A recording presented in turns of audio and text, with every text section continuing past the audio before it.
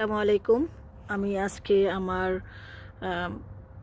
যে বাসার ভিতরে যে পাম্পকিনের চারাগুলো হয়েছে সেগুলাকে মাটিতে দেওয়ার উপযুক্ত সময় হয়ে আসছে এখন। মানে গাছগুলো বড় হয়ে গেছে, আরও পরে দিলেও হতো। তো এখন যেহেতু এপ্রিলের আজকে 7 তারিখ, তো আমি জমি মানে যেই পাত্রে দিব গাছগুলো বসাবো সেই পাত্রটা 4-5 দিন বা 1 সপ্তাহ 10 দিন আগে রেডি করে রাখলে সবচেয়ে বেশি ভালো হয়। তো সেটা রেডি করতে আসলাম। এখন বিকেল 4টা বাজে। এই তো আমি একটা ককশিট নিয়ে নিয়েছি। আমি লন্ডনে আগে ককশিটে গাছ লাগাতাম, সবজি গাছ, ফুল গাছ এগুলা। তারপরে গাছের যে গাড়ির যে টায়ার সেগুলাতেও আমি লাগাতাম, চাক্কার মধ্যেও লাগাতাম। তো এগুলো আমাকে অনেকেই দেখে, আবার অন্যদের, আবার ফ্রেন্ড সার্কেল পরিচিত জনদেরকেও দেখতাম, তারাও সেইভাবে করতো। তারপর বাকেট, বালতির মধ্যেও আমি লাগাতাম, বড় বড় ইউগটের যে পট সেগুলোর মধ্যেও। আচ্ছা, যাই হোক, এখন আমি এখানে এসে তো সব আবার নতুন করে শুরু করছি। তো এগুলো আমি লাস্ট ইয়ারই এখানকার যে cash and carry, Sylhet cash and carry থেকে এক ভাইয়া দিয়েছিলেন, ওনাকে বলার পরে উনি দিয়েছিলেন। তো লাস্ট ইয়ারও করেছি, এবছরও করতেছি। তো এই সবগুলা ককশিটের মধ্যে এবং বড় বড় বাকেটগুলো যে দেখছেন, এই সবগুলোর মধ্যে আমার লাস্ট ইয়ারের মাটি, সবজি এবং ফলের খোসা এগুলা দেওয়া। এখানে একটা, এখানে একটা, ওইখানে একটা বড় বাকেট, বড় বালতি, আর এখানে একটা বাকেট, আর ফ্রন্ট ইয়ার্ডে আরও 3টা আছে। তো 2টা আমি রেডি করে অলরেডি ফ্রন্ট ইয়ার্ডে শাক 2 ধরনের লাগিয়েছি। আর এই একটা ছিল, এটা আমি এখন রেডি করতেছি। এটা এমটি ছিল, সেটাকে প্রথমে আমি তলা থেকে ছিদ্র করে নিয়েছি। এখানে দেখছেন ককশিটের গুড় উপরে আছে, এগুলো তলা থেকে ছিদ্র করেছি, মানে নিচটা ছিদ্র করে নিয়েছি। ছিদ্র করে নিয়ে এটার মধ্যেও ছিল আমার পুরান মাটি। তো এটা থেকে আমি পুরান মাটিটা এই নতুন ককশিটের মধ্যে দিয়ে দিয়েছি। আর এই ককশিট থেকেও কিছু কম্পোস্ট, আমার হাতে তৈরি করা ওয়েস্টিং থেকে কম্পোস্ট দিয়েছি। আর এখানে নতুন মাটি, এগুলা এই ইয়ারের নতুন মাটি, এই যে দেখেন এগুলো নতুন মাটি, এটা কিন্তু আমার হাতের কম্পোস্ট না। এখান থেকে নতুন মাটি দিয়েছি। তারপরে এই যে প্যাকেটের মধ্যে করে আমি পলিথিন ভরে ভরে সারা বছর যে ডিম খাই, ডিমের খোসাটা আমি, যেহেতু আমার ইলেকট্রিক চুলা, সেই চুলার মধ্যে দিয়ে শুকিয়ে রেখে দিই।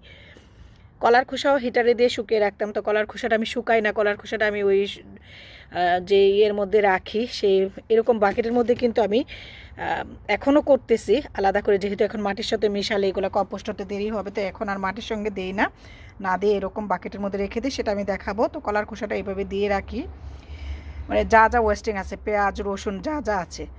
তো এখন আমি এই ককশিটটাকে রেডি করছি এটার মধ্যে গাছ লাগানোর জন্য। তো প্রথমে দিলাম পুরাতন, এই যে আমার হাতে তৈরি করা লাস্ট ইয়ারের মাটি এবং হাতে তৈরি করা কম্পোস্ট পুরাতন মাটিতে মিশিয়ে নিয়ে রাখি, যে সেই মাটিটা দিলাম প্রথমে নিচে 1 লেয়ার, দেন দিয়েছি এই যে নতুন মাটি, যে দেখেছেন নতুন মাটি কিনেছিলাম রমজানে, সেই নতুন মাটি এই যে বস্তা থেকে ঢেলে ঢেলে নিয়েছি, এখান থেকে আবার এখানে দিয়েছি। দেওয়ার পরে দিয়েছি ডিমের খোসা, আর এটার মধ্যে তো সব কিছু দেওয়া আছে। তারপরে এখানে হচ্ছে আমার এই যে, এটা হচ্ছে আমার হাড়ের গুঁড়া, ফিশ ব্লাড, ফিশের হাড়ের গুঁড়া, চিকেনের হাড়ের গুঁড়া, চিকেন ম্যানিউর, তারপরে ফিশ ব্লাড, চিকেন ব্লাড, এগুলো সবই এটার মধ্যে আছে। এটা কিনা, এটা আমি এবার আবার কিনেছি, লাস্ট ইয়ারের আগের ইয়ার আমি লন্ডনে থাকতে কিনেছিলাম অ্যামাজন থেকে।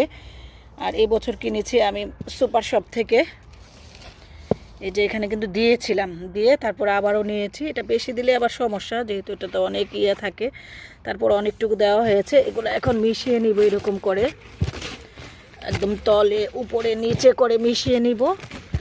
দেখেন আমার এই মাটি দেখলে কেউ বুঝতেই পারবে না এটা পুরান মাটি, লাস্ট ইয়ারের মাটি, বুঝতে পারবে না। এই যে দেখেন প্রত্যেকটা পলেপে পলেপে আমার আছে ডিমের খোসা, অলরেডি ডিমের খোসা এমনি দেওয়া থাকে, তারপর আবার দিয়েছি। মাটিটা রেডি করে নিয়েছি। তারপর এর মধ্যে আরও মাটি দিব। আর এখন একটু দেখিয়ে দেই আমি যে আবারও নতুন করে মানে এই কম্পোস্ট তৈরি করছি। তো এটা কিন্তু আরও মাটি দিব, এরকম করে 2টা বাকেট আমি রেডি করব।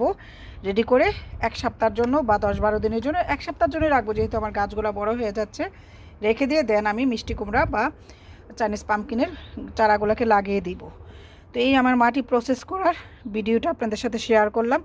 আর এই যে দেখেন মাশাআল্লাহ, লাস্ট ইয়ার মরে গিয়েছিল পুদিনা, তারপর আবার হচ্ছে। এগুলো আমাকে এখানে আসার পরে, লুটনে কিন্তু আমার অনেক পুদিনা গাছ ছিল, বাংলাদেশি এবং ইংলিশ দুইটাই ছিল।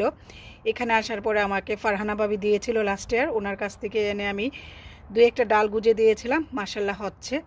লাস্ট ইয়ারও অনেক খেয়েছি, তারপর শীতের সময়তে মারা যায়, তারপর আবার নতুন করে কুশি বের হয়ে হচ্ছে। আচ্ছা, যেটা হোক এটা রেডি করে নিলাম। আরেকটা পাত্র আমি এখান থেকে কম্পোস্টগুলো, কারণ এগুলো কিন্তু অনেক হেলদি, মানে অনেক মাটি, মানে কি বলবো, সারযুক্ত মাটি। আমি কিন্তু বাজারের কিনা সার ইউজ করি না মাটি তৈরির ক্ষেত্রে। আর এই যে এই পটটার থেকে, মানে এই বড় যে বাকেটটা, এটা কিন্তু বিশাল বড় একটা বালতি। এটা থেকে আমি কিছু মাটি, এগুলো ড্রাই হয়ে আছে, মাটিটা যখন আপনি নেওয়া শুরু করবেন তখন দেখবেন অটোমেটিক নিচে একদম সেতে থাকে। তো এখান থেকে আরও কিছু মাটি দিয়ে আমি 2টা পাত্র রেডি করে নিব। তারপর আমি গাছগুলো আজকে লাগাবো না, রেখে দিব এরকম ঢেকে, ককশিটের যে লিডগুলো এগুলো দিয়ে ঢেকে রেখে দিব। দেন আমি 1 সপ্তাহ বা 5 দিন পরে গাছগুলোকে লাগিয়ে দিব। এই হলো আমার মাটি তৈরি করার প্রসেস। আর আমি এখন আপনাদেরকে দেখাবো আমি যে আবারও নতুন করে কম্পোস্ট করছি। সেগুলো চাইলে গাছের গোড়ায় আপনি এখনও এই মাটি তৈরির মধ্যে দিয়ে রাখতে পারেন, বাট আমি এখন দিব না, এগুলো পচতে সময় লাগবে। তো এগুলো কেমন করে রেডি করি সেটা একটু দেখাই। আর এই যে এখানে আরেকটা বাকেট, এগুলো সবজির বাকেট, বাংলাদেশি গ্রোসারিতে পাওয়া যায়। এই যে দেখেন, পেঁয়াজ, গাজর, ফল, সবজি, আলু, যা যা খাই, তারপরে ব্রকলি, যা যা খাওয়া হয় সব কিছুই আমি এখানে এরকম করে, কফির পর্যন্ত আছে, যে দেখেন কফির পাউডার, কফিটা খায় আকসা, সে পাউডার এরকম করে রেখে দেই। এই যে ডিমের খোসাও কিন্তু আছে, সব কিছু আমি এরকম করে এখানে রেখে দেই। এগুলা আবার কম্পোস্ট হবে। এখন যদি এগুলাকে আমি মাটিতে দিই, এগুলো কিন্তু সহজে কম্পোস্ট হবে না, এগুলো আস্তে আস্তে হবে। দেন আমি গাছগুলো বড় হলে এগুলো যখন কম্পোস্ট হবে, সেই মাটিটা আবার গাছের উপরে দিয়ে দিব। এই হচ্ছে আমার কম্পোস্ট করার সিস্টেম। তো সবাই ভালো থাকবেন। বছরের গার্ডেনিংয়ে আমি যা যা করি সেটা দেখার আমন্ত্রণ জানিয়ে আজকের এই ভিডিওটা আমি এখানে শেষ করছি। সবাই ভালো থাকবেন। আল্লাহ হাফেজ। Happy gardening.